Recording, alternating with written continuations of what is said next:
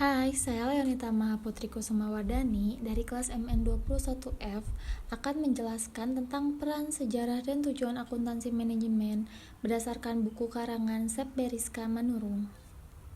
Bagian A ada pendahuluan. Akuntansi manajemen merupakan salah satu bidang ilmu akuntansi yang memberikan informasi keuangan kepada pihak internal suatu entitas dalam sebuah pengambilan keputusan. Informasi keuangan yang dihasilkan tidak dipublikasikan untuk umum. Bagian B, sejarah singkat akuntansi manajemen.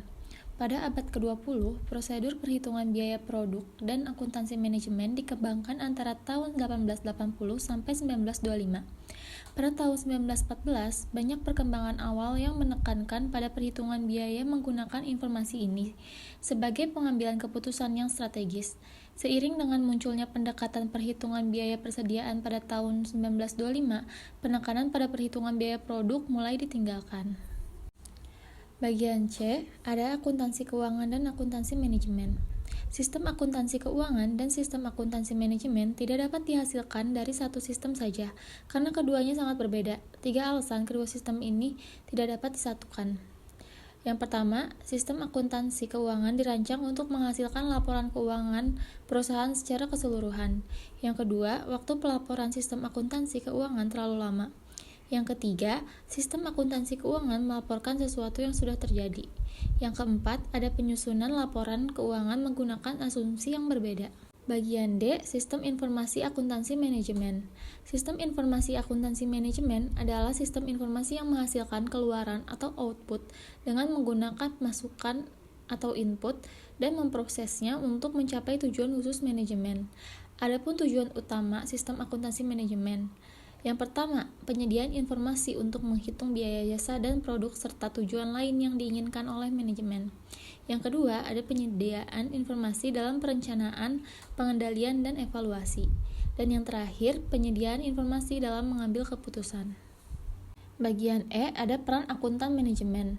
Menurut Hilton dan Platt tahun 2016, peran akuntan manajemen dalam perusahaan adalah 1.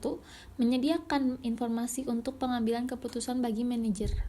Yang kedua, membantu manajer dalam mengendalikan operasi perusahaan. Yang ketiga, memotivasi semua sumber daya manusia dalam perusahaan untuk mencapai tujuannya. Yang keempat, pengukur kinerja departemen dan pemimpin dalam organisasi perusahaan. Untuk yang bagian F, ada tujuan dan fungsi akuntansi manajemen. Menyajikan suatu informasi keuangan yang dibutuhkan oleh manajemen perusahaan sebagai dasar dalam mengambil kebijakan atau pengambilan keputusan merupakan tujuan dari akuntansi manajemen. Akuntansi manajemen juga memiliki fungsi diantaranya sebagai alat analisis dalam pengambilan keputusan, sebagai sumber data dan informasi keuangan yang relevan kepada pihak internal maupun eksternal, sebagai sumber informasi dalam penanggung-jawaban tingkat manajemen. Terus koordinasi berbagai kegiatan perusahaan, sebagai arsip audit, dan yang terakhir mengukur dan mengawasi kinerja perusahaan. Bagian G, tren dalam akuntansi manajemen. Praktik bisnis yang perlu dirubah dalam akuntansi manajemen ada 9. Yang pertama, orientasi pelanggan. Yang kedua, perspektif lintas fungsional. Yang ketiga, persaingan global. Yang keempat, manajemen mutu total atau TQM.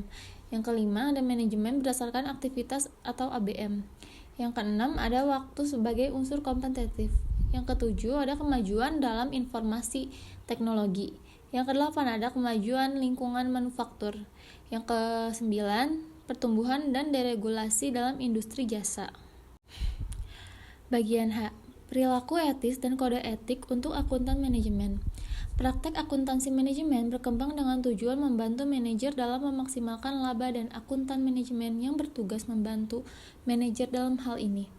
Dalam memaksimalkan laba, suatu entitas harus menunjukkan perilaku yang baik kepada masyarakat dan para pelanggan dengan cara-cara yang sah dan etis.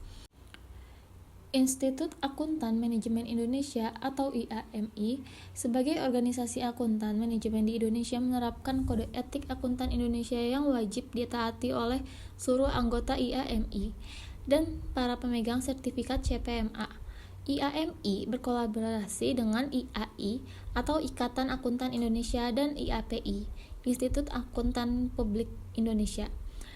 Menyusun kode etik akuntan Indonesia sesuai dengan nota kesepahaman tentang kerjasama pengembangan profesi akuntan di Indonesia. Nah, ada beberapa kode etik akuntan di Indonesia.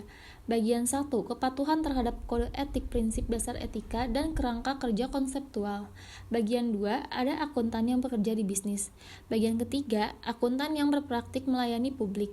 Bagian 4A, independensi dalam perikatan audit dan perikatan review. Bagian 4B, independensi dalam perikatan asuransi selain perikatan audit dan perikatan review. Bagian I, sertifikat akuntan manajemen. Yang pertama, ada sertifikat akuntan manajemen atau Certificate Management Account CMA. Yang kedua, ada akuntan publik bersertifikat atau Certifikat Public Accountant CPA. Yang ketiga, ada auditor internal bersertifikat atau Certif Internal Auditor atau CIA. Bagian J ada rangkuman materi. Prosedur perhitungan biaya produk mulai dikembangkan antara tahun 1880 sampai 1925, kemudian pada tahun 1950 sampai 1960 dilakukan peningkatan kegunaan manajerial dari sistem biaya konvensional. Tahun 1989 sampai 1990-an, praktik akuntansi manajemen tradisional tidak berguna. Untuk itu dilakukan upaya mengembangkan sistem manajemen baru berdasarkan kebutuhan ekonomi pada saat itu. Akuntansi keuangan dan akuntansi manajemen memiliki beberapa perbedaan. Informasi yang berisi laporan keuangan dalam akuntansi keuangan ditujukan bagi pihak eksternal, sedangkan akuntansi manajemen memberikan informasi kepada pihak internal perusahaan.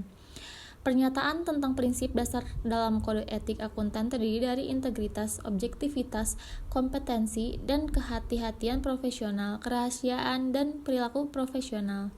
Faktor utama dari perubahan dalam akuntansi manajemen terdiri dari orientasi kepada pelanggan, perspektif lintas fungsional, persaingan global, manajemen mutu total, waktu sebagai unsur kompetitif, kemajuan teknologi informasi, kemajuan lingkungan manufaktur, pertumbuhan dan deregulasi dalam industri jasa dan manajemen berdasarkan aktivitas. Terima kasih telah memberikan saya kesempatan untuk mempresentasikan materi ini. Kurang lebihnya mohon maaf. Terima kasih.